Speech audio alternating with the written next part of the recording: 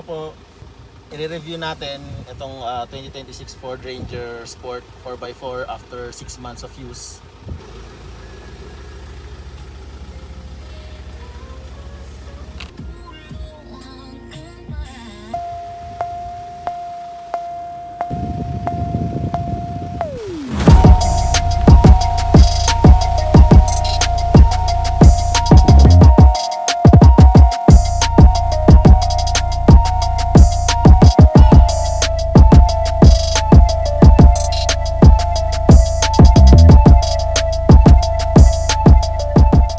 Today, reviewin natin after 6 months of use itong ating Ford Ranger. So, now ang mileage ko is 6,260.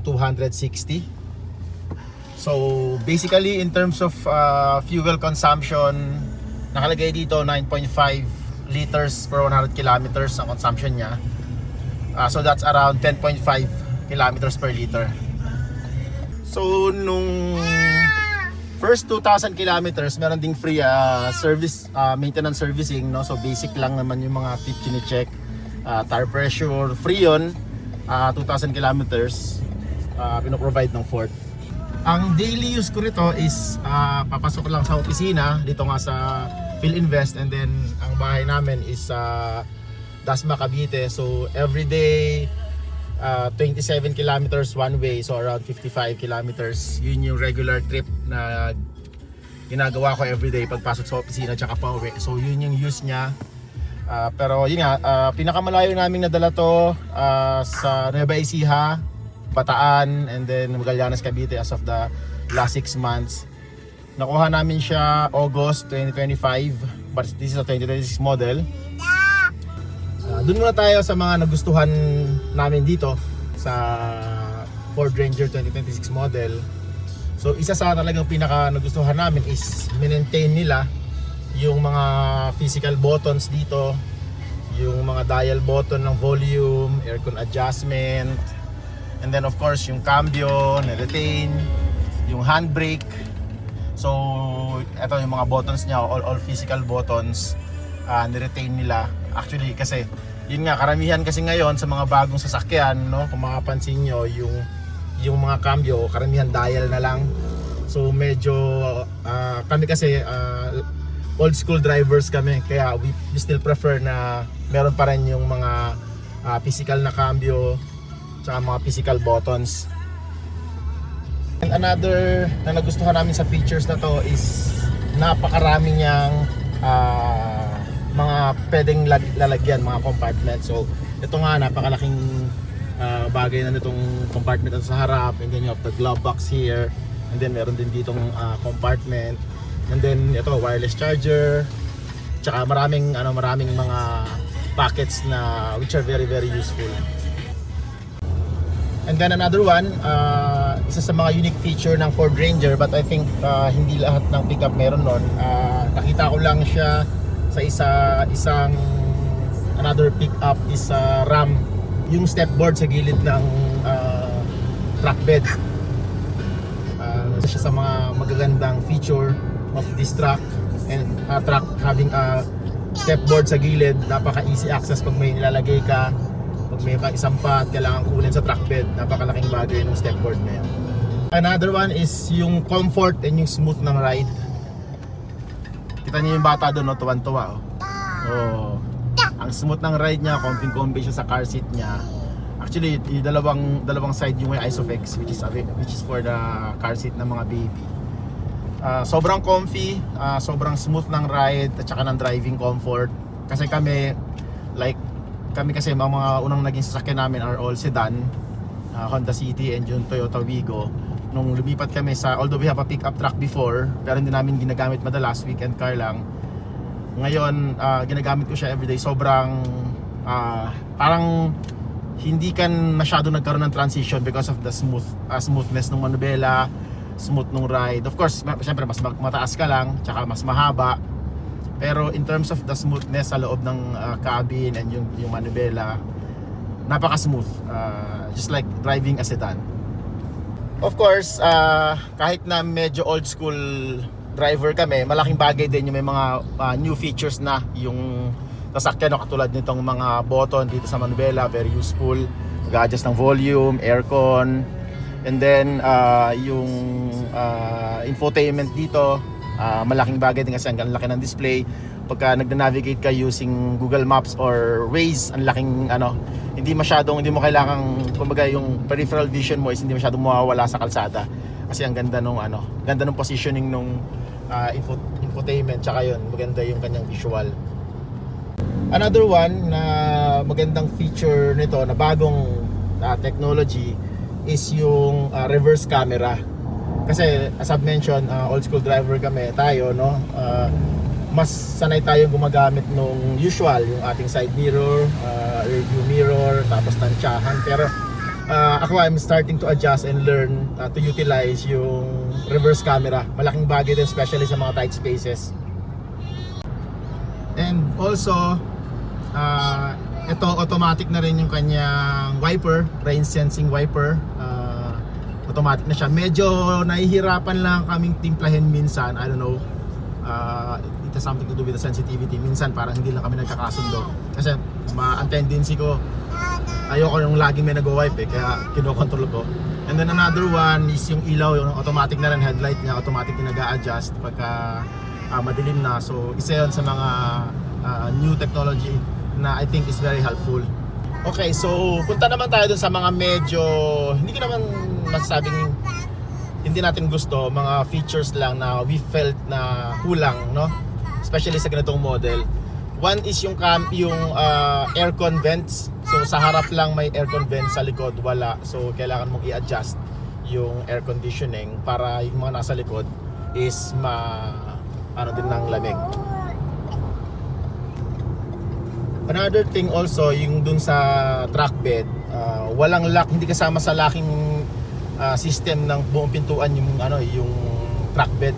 So malalock mo na lang siya pag nagpalagay ka ng bed cover. Pero hindi siya kasama dun sa feature ng locking mechanism ng buong pintuan. So isa rin sa mga nagiging challenge namin ngayon is yung RFID. Kung mapapansin nyo, ang laki na nung kinat sa tint, pero nagkakaproblema pa rin. Umabot na kami, pangatlong palit na kami ng RFID in the last 6 months and still very challenging. Ang laki na nung kinat, pero ganun pa rin nagiging problema.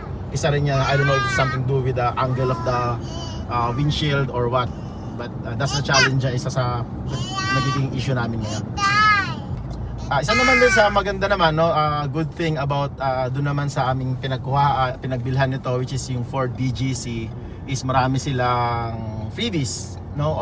Isa sa mga freebies na binigay sa amin nung aming sales rep is yung mga camping gear, portable light, and then yung Thor na camping box, and then kasama na rin yung dashcam, kasama na siyang dashcam, and then yung rain guard. Hindi namin na-expect na meron na siyang kasama na siya sa freebies, aside from the usual, of course, yung tint, and of course yung payong. Yan yung payong, isa sa mga gusto nating freebies na binigay sa atin. So maraming salamat doon sa aming sales rep na si Marvin sa BGC, Ford BGC. I-share namin yung number niya, contact number niya sa comment sa baba in case you want to test drive or avail of any Ford vehicle.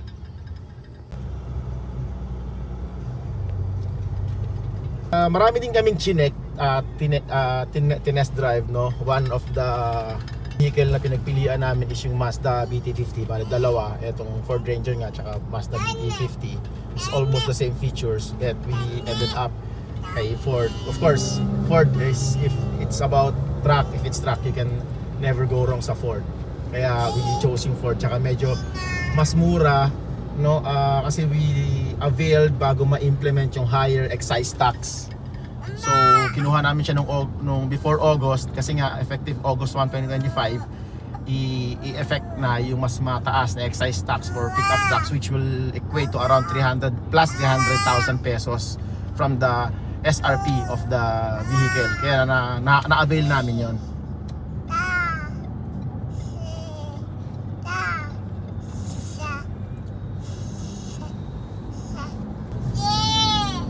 And napakalaking bagay ng tinulong sa amin na nag-loan kami sa BDO Spectrum Midway sa PhilInvest.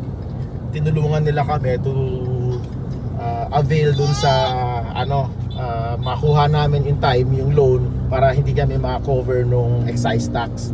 Sobrang bilis ng processing ng loan. I think 2 weeks lang na process na agad. Share namin yung contact info ng BDO PhilInvest Spectrum Midway branch sa comment below para in case interested kayo mag-loan, you can contact them. Pero napaka very helpful sila. Kaya pick up ang pinili namin, na tinignan din namin, inisip din namin na mag SUV, pero we decided na to get a pickup truck kasi nga 2 major reasons.